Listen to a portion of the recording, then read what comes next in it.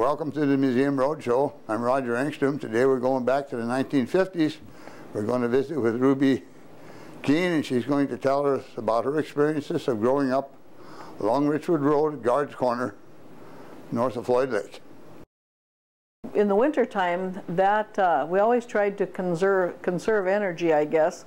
And there was 5 of us. There were 3 girls and Mom and Dad. And we had, I think, 8-room house, farmhouse. And of course, in the winter, it'd be cold. So between the living room and dining room, we must have lived like hillbillies, actually. But we would tack up a quilt over the living room door. And so, and we would shut the upstairs door and shut the bedroom door downstairs. They would be cold. And we had a, I think it was gas or something, stove in the living room, in the dining room. And that's where everybody slept, was in that one room. And so we had the kitchen and the dining room and the bathroom. And the bathroom, of course, we had a, what do you call those, thunder mugs? And so my dad had to take that out once in a while, but we got to go in that in the wintertime. We didn't have to run out to the outhouse. But it was very cold, and we heated our house with, I don't know if it was oil, but we had a stove that would blow hot air, and the whole family slept in that dining room. And that's where our beds were. So actually it was, when I think of it, well, everybody must have been in the same boat. I don't know. I guess I never thought we were poor because it seemed like a good life. But in the wintertime, that's what we did. We just boarded up different places and conserved. And then at Christmas time, we would, my mom bought nuts of different kinds, and she bought some oblong kind of nuts and almonds and walnuts, and the walnuts were whole. They weren't in packages, they were whole nuts. And anyway, she would take, and we would crack those walnuts open very carefully, because of course you didn't throw anything. And what you'd do is you'd take and glue those half walnuts onto the bottom of a cigar box, which at the time you could get those a dime a dozen. You don't see those anymore. But she'd glue those on the bottom of the cigar box and then spray it with gold, and that was your fantastic jewelry box, the cigar box. But now you don't see those anymore. When I think of some of the things we had for toys, it's just funny. But my dad cut the end off a brass bed one time for us, and so of course I think every little kid likes to think they're a trapeze artist. And so we took that bedpost, which was kind of a C-shaped, and we'd put the rope on that, so we'd hang by our legs and we'd pretend that we were in the circus, and we just had a jolly old time. And we had a butter churn in my dad's garage, and along the wall in there was kind of a ledge, probably 4 or 5 inches wide, and we would have the best time. We'd put water in that butter churn, and so of course it had a spigot, and so you could put water in there, and we'd pretend we were serving customers, and we'd make mud pies, and then sometime that would be a hamburger, and then we'd have red berries. I don't remember what kind of berries was on the tree at my mom's house, but we'd put those berries on the pies, and that would be some kind of pie or whatever.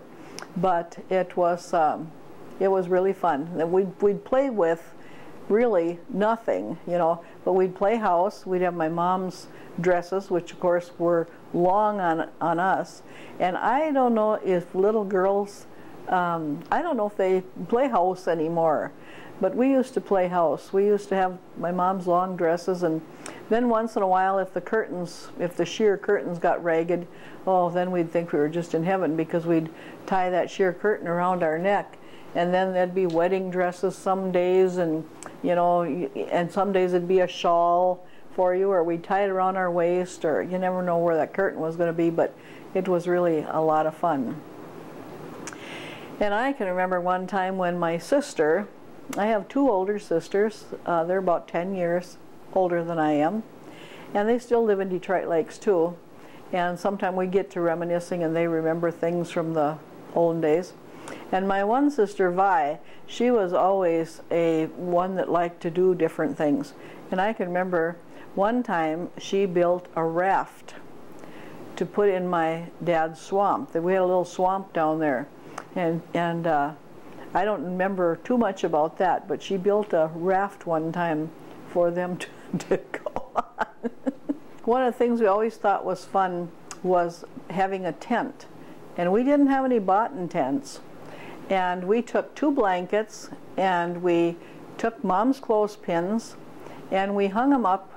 We clothespins the 2 blankets, so they were like this at the top of the clothesline, and put clothespins along there, and then they'd come out, and then you'd put rocks along the bottom to hold that out.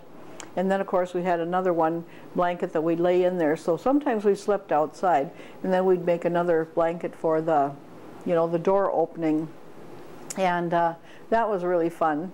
We had 2 stores down from our house when I was a little girl, within walking distance, both of them, and the one, well actually they're both still there today. One still is a store, and the other one is a house now, but the first one was, so I don't know, maybe 1/4 of a mile away, and we'd walk down there. And of course they had all kinds of things. They had gas and pop, that wonderful orange crush and grape crush pop. And they had candy, which of course you always had a few cents for candy. And you maybe needed a nickel or a dime to get candy then. Oh man, I sound old. And we'd go down there, and they had some bread and milk and a few things like that down there. And it seemed that a lot of families went down there. I mean, when you went to the store, they had beer, and the farmers would stop in there for beer, also. And the whole family would go there. And then the other little store is Sunlight Grocery, which is still there today. We used to walk down there too, and I remember some ice cream we used to buy would be a cho-cho. And a cho-cho was in kind of a Dixie cup thing with a handle on it. And then to get it, out of that container, you'd rub it like this so it would get a little warm, and then you could take that out, and oh, that was wonderful. And I also used to love North Poles, and that was a white candy bar, I suppose kind of like Divinity, and it had nuts in it, and that was really, really a good thing.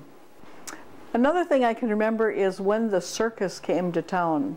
That was so exciting for a little kid, because the circus used to roll into town. Actually, they rolled into town, and they would roll down the street. And in the olden days, sometimes you see those animal cracker cookies, and they've got that little thing, they look like they've got lions and tigers and stuff on there. Well, that's what it was. It was big cages on wheels that would roll down the street, and then the people would follow them to the fairgrounds, and the elephants would pull up the tents. And so that was fun. I mean, that was really exciting for a little kid. And there was lions and tigers and giraffes, and it was just so exciting because it would roll right down Main Street. Thanks for watching the Museum Roadshow. On the Museum Roadshow, history repeats itself every 4 hours.